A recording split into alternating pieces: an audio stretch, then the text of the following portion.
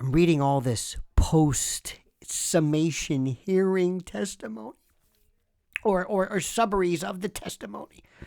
All of these geniuses, the geniuses with their legal explanations and legal breakdown still of what happened this week, and what's going to happen next, and what's the significance of Fani Willis and Nathan Wade and Terrence Bradley, and what's all this about, and was it perjury? But here's the one thing that you've got to remember, and this is what makes the story so delicious.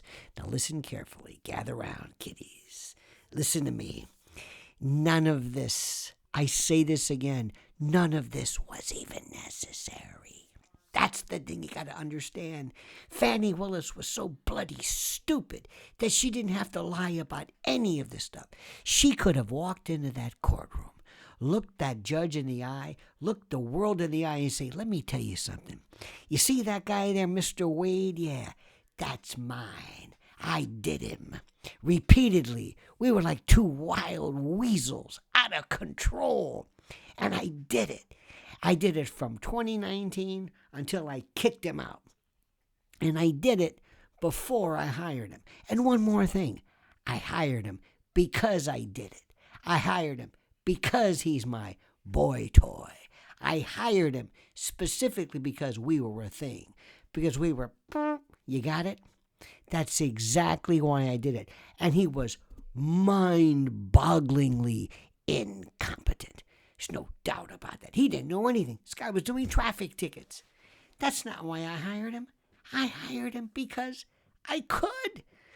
Because I'm the DA. My secretary's incompetent. The one who answers the phone's incompetent.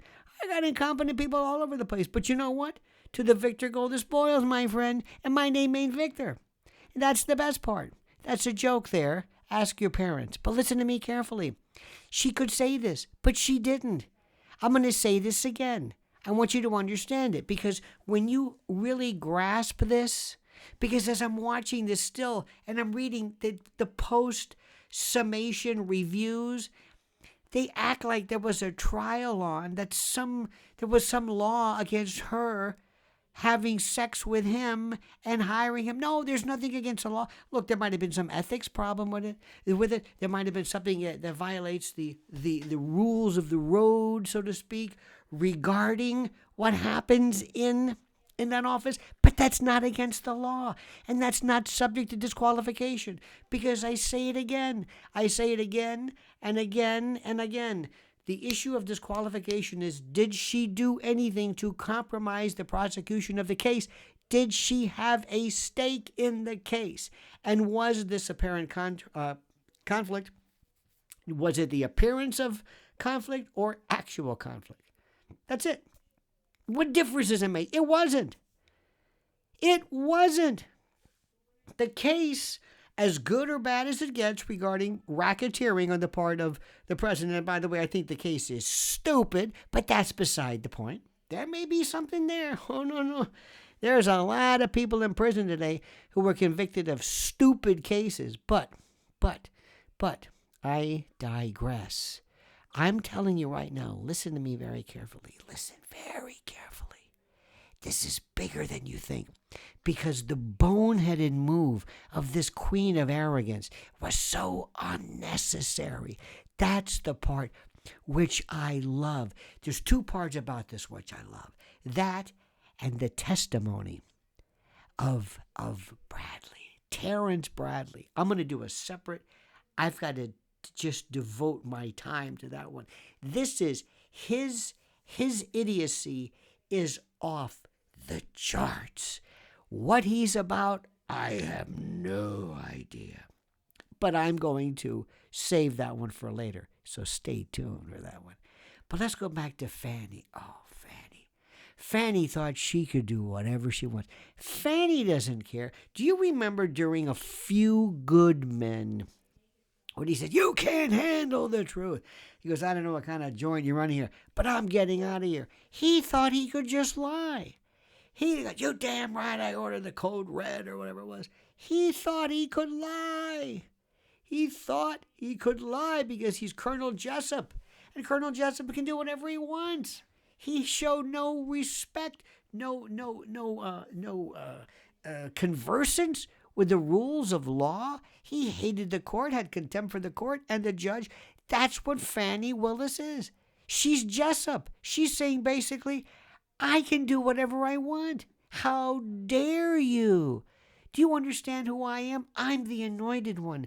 I'm the special one. I'm God's chosen Fani. Fani. And don't give me that Fani shirt. It's Fani. And you know it and I know it. And how dare you? And I'm going to go to another black church and tell them that the reason they're doing this to me isn't because of my contumacity, my lack of veracity, my perjury, my prevarication. No, I'm doing it because I'm a proud black woman. And they're sending a message to proud black women all over the country. Oh, give me that crap. You know that doesn't work. Doesn't work. That's why she is facing, oh my God, forget re-election. Though she'll probably re-elect him because people are so crazy. Perjury, bar complaints, professional misconduct, losing her ticket. Dear God Almighty, do you understand what this is? But remember something. Look at me. Remember, none of this was required.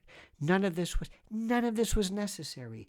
Dragging Mr. Wade through the mud, throwing him under the bus, revealing to the world that he's impotent and incontinent and prostate. None of that was necessary. None of it. The same thing goes for Bradley. He gets out. It comes out that, well, this is because of the DA's lawyer who says, and isn't it true that you left because of a sexual battery allegation? What? All of this unraveling. None of this would have been happening. None of this would have been necessary had she just told the truth. It would have not have been able to give her. That won't get her disqualified. Nothing. It's because of the lies. It's not the lies, the cover-up. Do you hear me? Do you hear me? Just nod. Tell me that my message is not going in vain. Stop all of these stupid commentaries and start with this one.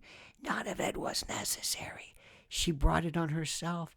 That's not in and of itself grounds per se. Ipso facto, absolutely.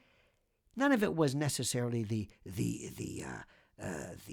result, or none of it necessitated her removal. Think very closely of what I'm saying, dear friends. Think very closely of what I'm saying. Thank you so much for being a part of this. Thank you so much for following us. Thank you so much for making our channel the Fani Willis go-to channel. And now, if I could ask you, please, two things. First of all, subscribe to the channel. Hit that little bell so you're notified of live videos and the like. And please, I ask you, dear friend, to comment as you see fit.